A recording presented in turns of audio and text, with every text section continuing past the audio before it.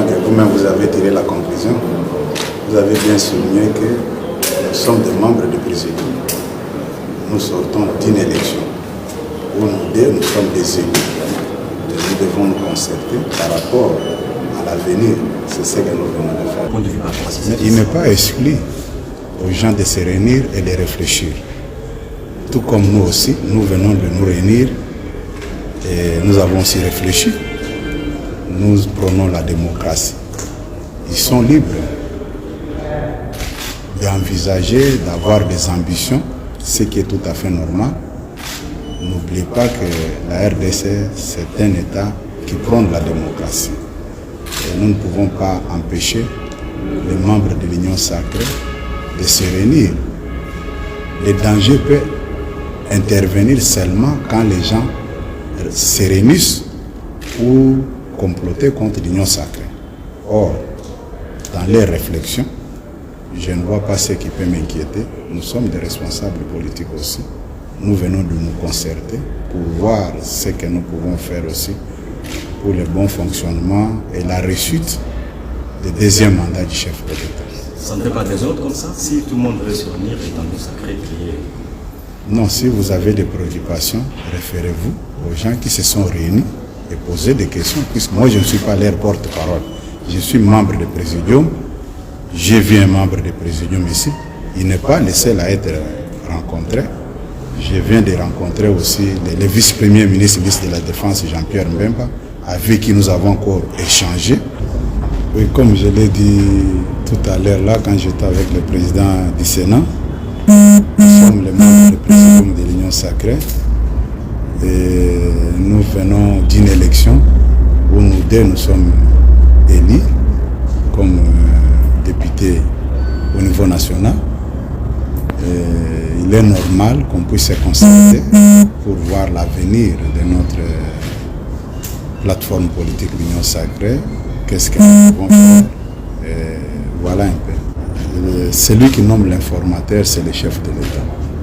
Je ne vois pas comment je peux répondre à une question. Si vous voulez connaître si le chef de l'État a désigné un informateur, allez tout droit au palais de la Nation, vous allez trouver son porte-parole. C'est à elle de répondre à cette question. Moi, je suis membre du présidium de l'Union sacrée. Vous m'avez vu rencontrer le vice-premier ministre, le ministre de la Défense, Jean-Pierre Mbemba, et le président du Sénat.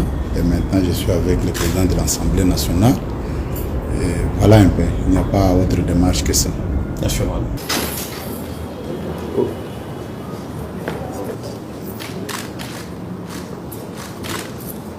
Je suis très content que vous-même vous avez tiré la conclusion. Vous avez bien souligné que nous sommes des membres du présidium. Nous sortons d'une élection où nous sommes des élus. Nous devons nous concerter par rapport à l'avenir. C'est ce que nous venons de faire. Mais il n'est pas exclu aux gens de se réunir et de réfléchir. Tout comme nous aussi, nous venons de nous réunir et nous avons aussi réfléchi. Nous prenons la démocratie. Ils sont libres d'envisager, d'avoir des ambitions, ce qui est tout à fait normal. N'oubliez pas que la RDC, c'est un État qui prône la démocratie. Et nous ne pouvons pas empêcher les membres de l'Union sacrée de se réunir.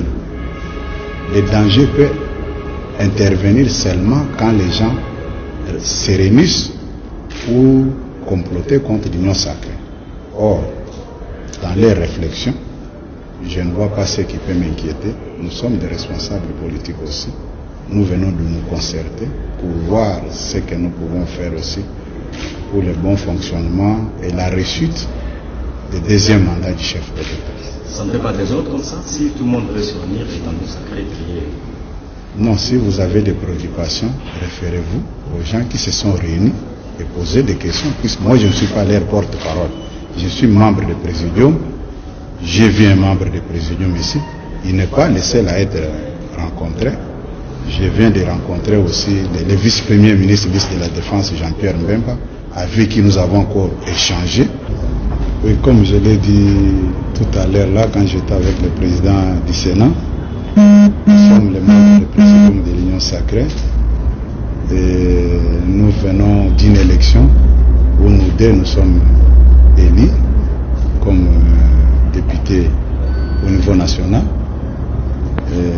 Il est normal qu'on puisse se concerter pour voir l'avenir de notre plateforme politique l'Union Sacrée.